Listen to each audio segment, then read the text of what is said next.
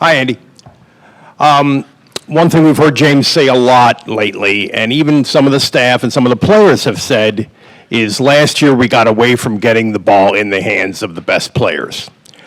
In your experience, how does that happen, and how can that happen? And from your looking at film and stuff, how did it happen here? I can't speak to the past as much. I'm not as familiar with the process. I can speak a little bit about maybe the process to getting the ball to your best players. I think first and the most important step is identifying them. Sometimes there are very clear-cut, hey, this is a dude. Other times, reps and practice and things of that nature, it starts to unveil itself a little bit. So the identification process is really important. How we practice, the number of reps that we get allow us to feel really good about it because we challenge our guys, the evaluation process. As a matter of fact, we just say, here's how you get in the field, and the first thing is, to be able to consistently do what we're doing out in practice. And if you can't do it over and over again, then that's the best indicator of how you'll do it. So it starts there with the identification, then figure out who those people are and what their skill sets are, right? What are their capabilities and what are their limitations? And then put them in position to do what they're capable of. And I know that sounds like, yeah, hey, thanks, but those are two really critical steps, or three really critical steps, and then you have to really, really reflect on a daily basis about what that looks like within your offense. And then, just maybe holistically speaking, you have to make sure that you're probably flexible enough on offense that however you identify those best players, maybe it's a running back, quarterback, a tight end, whatever it is, okay, what parts of our offense need to grow and expand because this individual deserves more touches, if you will. In the middle, Max. Hey, Andy, how are you? Great, how are you? Doing well. I asked Tom the same thing, but your first chance to have the in-helmet microphones, who's wearing them for your offense, and what's the experience been like for you? Yeah, I would be curious if anybody across the country on offense has someone other than quarterbacks wearing it. If anyone finds that answer, email him. It's been awesome. It's good to be able to have a direct line of communication to him and understand the little minute coaching points that you might make before a play. I think the challenge is, as coaches, is that you're not giving too much, right? You're talking too much to the quarterback. You're giving them the play that we're going to run and why we're going to run it, and trusting that we've trained him the right way through the months and weeks that we get to prepare him. So it's been awesome. It's really good. We spend a lot less time worrying about how I communicate from the press box to the sideline to the field. It's a very direct line.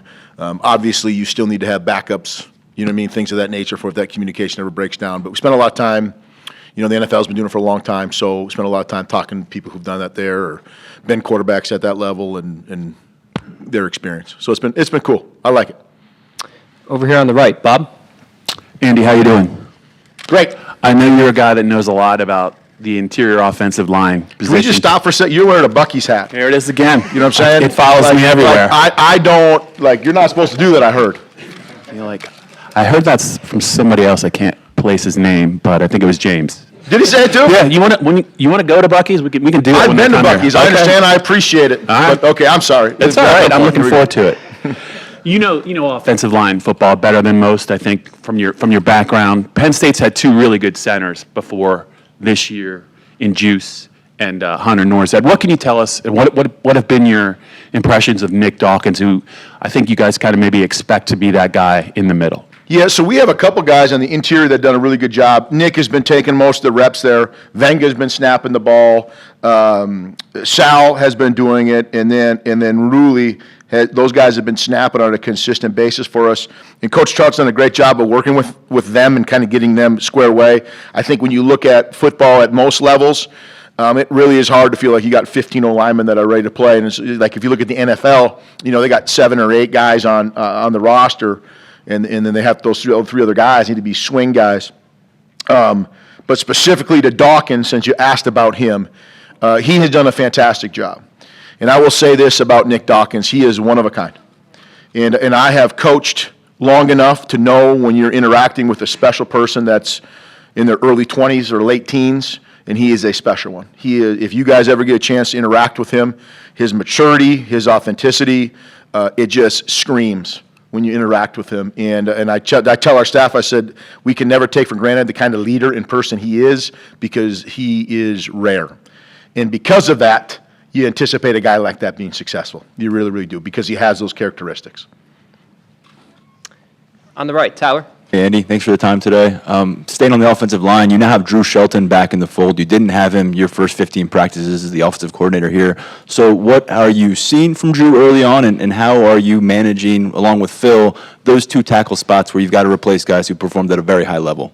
Okay, well, I'll tell you first that, even when individuals are hurt, you still can develop an impression of them. And Drew, as he, didn't go through spring and he's rehabbing, it's really fun to watch how he still stayed engaged and active in the whole process of learning. Either it might be a walkthrough or a meeting, and he handled that awesome, really, really well. So you could tell that he was going to approach the position the right way.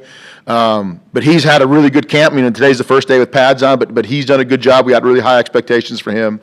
And then Javen has done great, at the tackle spot. And when I say this, we're really kind of cross-training all of our guys, so I don't get so stuck in onto who's the left and who's the right, because we really want to make sure that we develop depth and diversity for them.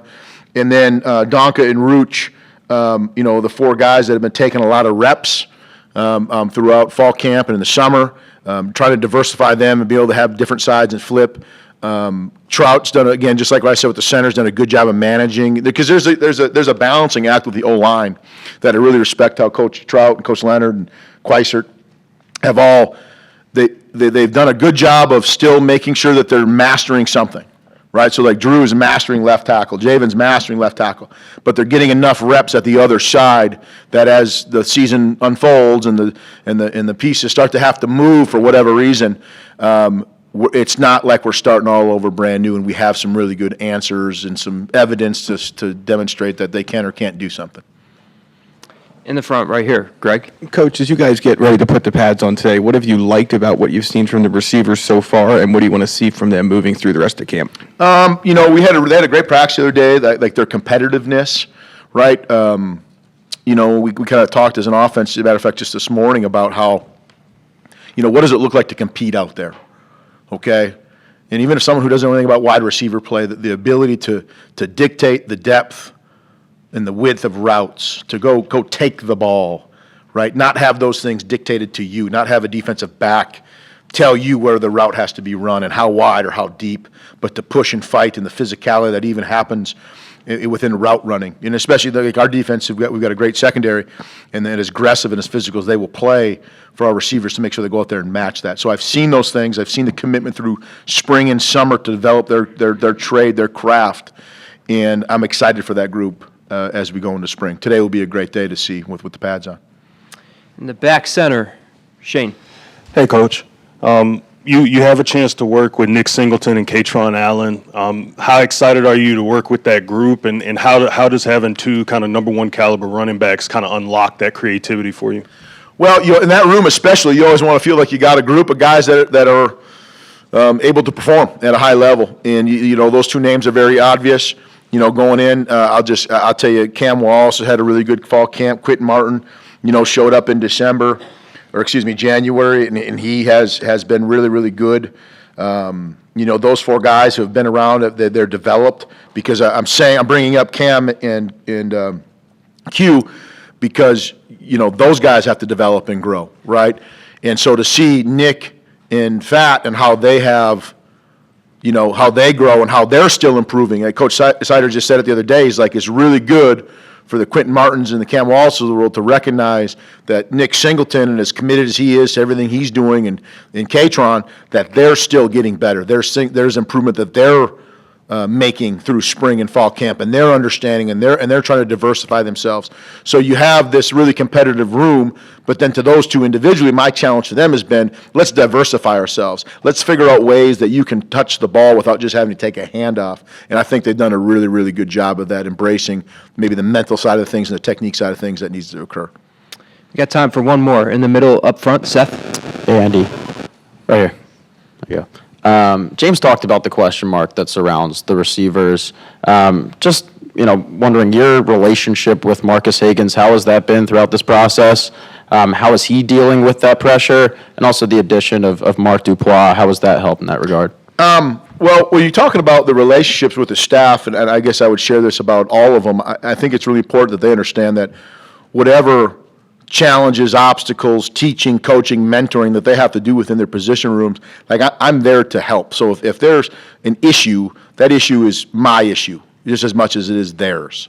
And it's not a finger point. It's never well, it's your guys that aren't doing this, or it's your guys that are, right? They're our guys, right? You know what I mean? So collectively, everyone has to understand that it's our football team, right? You know what I mean? We don't get to all of a sudden just decide when it's not going good that you can point the finger and say, well, you got to get your guys right, right? And then all of a sudden they score a touchdown, and our guys did great. They can't work like that. I think it starts there, specifically to the receiver room. So Dupuis, Hagans, and David Parker are the three guys that are working in that room. I think they're doing a fantastic job of mentoring and challenging those guys to grow and being teachers. Right, and everything that you think about being a good teacher, those guys are embodying and those guys are doing.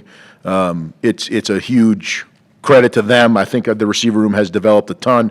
The receivers have a great relationship with them, and I think they recognize. One of Coach Franklin's goals is as a team is that we're incredibly connected, right, and that we are truly a team. And I think that starts because you brought up the relationship with the coach. I think that starts in staff rooms. And then it goes into the players, so player to player, coach to coach, coach to player, player to coach. Right? I think that stuff's all happening, which is where growth can happen the most.